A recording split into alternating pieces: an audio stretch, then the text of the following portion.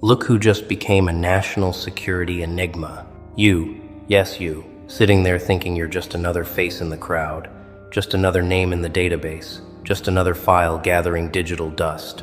Wrong, dead wrong. Because somewhere in a temperature-controlled facility, there's an analyst staring at 17 monitors, and every single one of them is showing your profile. And every single one of them is screaming the same thing. Error. Does not compute. Cannot categorize. And that analyst, they've got a migraine that won't quit, a coffee addiction that's turning lethal, and a supervisor breathing down their neck, asking one simple question they can't answer. What the hell are we looking at here? You see, they've been watching. Not for days, not for weeks, years, plural. Multiple fiscal budgets have been allocated to studying you. Entire shifts have been assigned to your case. Algorithms, specifically designed to predict human behavior, have crashed trying to process your patterns. They've got your digital footprint mapped, your location history tracked, your transaction records analyzed, your social connections graphed, your communication patterns decoded. They know what you eat for breakfast, what time you sleep, which route you take to work, how long you spend in the bathroom, what makes you laugh at 2 a.m. They know things about you that you've forgotten about yourself. But here's the beautiful, chaotic, absolutely maddening truth. They don't know you, not even close, not even a little bit. Because every time they think they've got you figured out, every time they draft their profile, every time they assign you a category, a classification, a threat level, a predictability score, you do something that shatters their entire framework. You're the anomaly that keeps multiplying. The outlier that refuses to regress to any mean. The data set that makes their machine learning models throw exceptions. And it's driving them absolutely insane because their entire existence depends on one fundamental principle. Everything can be classified. Everyone fits somewhere. But you stubborn, brilliant, categorically impossible human, you don't fit anywhere, and you won't stay still long enough for them to force you into a box. Let me paint you the picture. Right now, there's a file. Your file. It's not slim. It's not neat. It's 347 pages of contradictions, paradoxes, and behavioral patterns that cancel each other out. Page 1 says you're risk-averse. Page 43 says you're a thrill seeker. Page 92 says you're socially anxious. Page 160 says you're a natural leader. Page 211 says you're predictable. Page 212 says you're chaos incarnate. And the analyst reading this, they're not nodding along. They're not taking notes. They're staring at their screen like it just insulted their mother, because nothing, absolutely nothing about you makes sense in their world. They've watched you stay silent for months and labeled you passive, then watched you speak up once and shift an entire room's energy and had to delete everything they wrote. They've watched you tolerate disrespect with a smile, categorized you as a pushover, then watched you cut someone off permanently, without warning, without drama, without explanation, and had to rewrite your entire psychological profile. They've watched you live modestly, filed you under low ambition, then watched you execute a plan so precise, so calculated, so devastatingly effective that they had to add 17 new data points to your classification system. You're not behaving like the algorithms said you would. You're not following the patterns your demographics suggest. You're not conforming to the predictions your history implies. Every model they build around you crumbles. Every prediction they make about you fails. Every time they think they understand your motivations, you do something that reveals 7 more layers they didn't even know existed. They thought you were reactive, but you've been strategic this whole time. They thought you were emotional, but you've been calculating behind that mask. They thought you were broken, but you were just reorganizing your entire operational structure in silence. And now they're sitting there with charts that don't chart, graphs that don't graph, and reports that read like fiction because the truth, the actual documented truth about you, Sounds too impossible to be real. Here's what they know for certain. You're not a threat, but you're not harmless.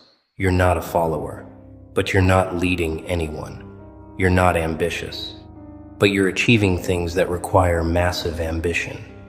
You're not connected, but your influence spreads like a virus through networks you're not even part of. You're not wealthy, but you operate with the confidence of someone who's never worried about money. You're not educated in traditional ways, but you speak with an authority that makes experts second-guess themselves. You're not loud, but when you talk, rooms go quiet. You're not seeking attention, but you command it without trying. See the problem? Every single statement about you needs a but. The junior analysts, the fresh ones, they keep suggesting simple explanations. Maybe they're just inconsistent. And the senior analyst, the one who's been watching you for 3 years, the one whose marriage fell apart because they couldn't stop thinking about your case, they just laugh. A tired, broken laugh. Because inconsistent people are predictable in their inconsistency. You're not inconsistent. You're selectively consistent. You're strategically unpredictable. You're chaos that occasionally cosplays as order, or maybe you're order that occasionally cosplays as chaos, and they can't tell which, because both are equally convincing. You're a performance art piece that no one can tell is performance, or just art, or neither, or both.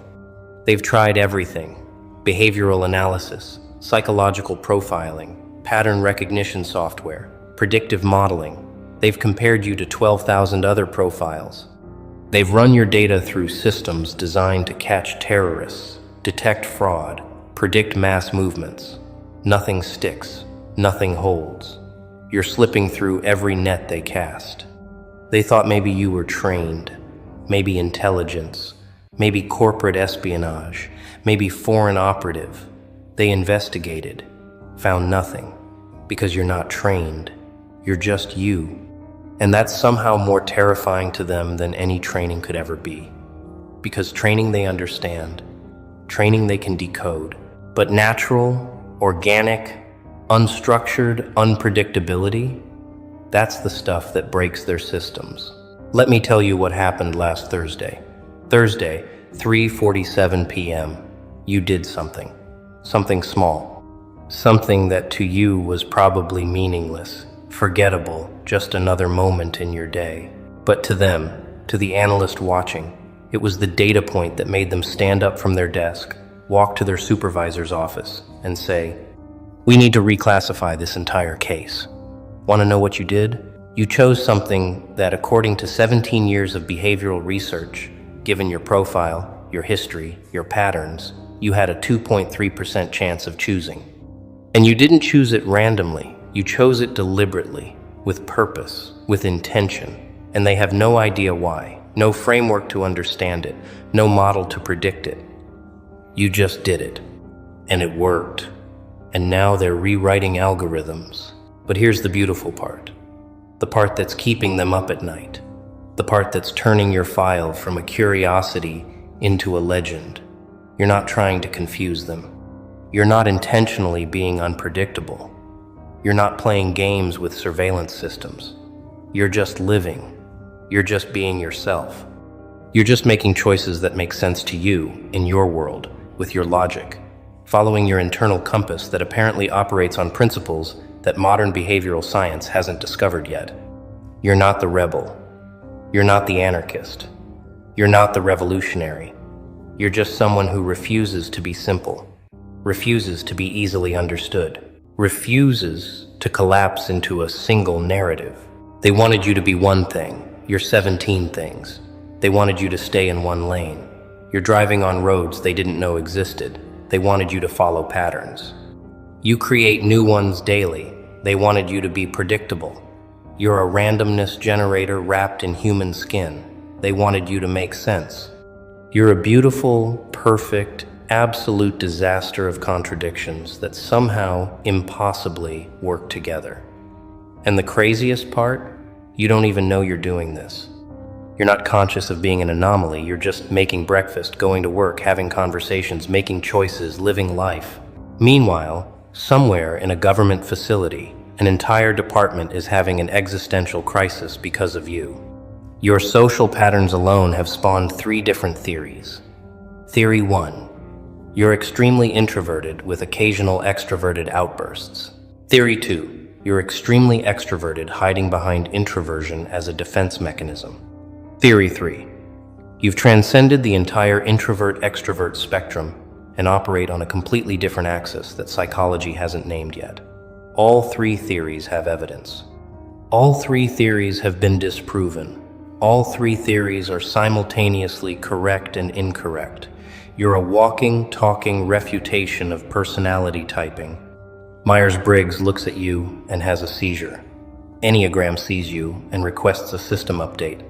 The Big Five watches you and adds a 6th dimension just for you. Your financial behavior is another masterpiece of confusion. You're frugal, except when you're not. You save aggressively, except when you spend like money's evaporating tomorrow. You budget meticulously, except your budget has line items that make no logical sense. You're financially conservative, except you take risks that would make venture capitalists sweat. You live below your means, except you invest in things that people twice your income level consider luxury.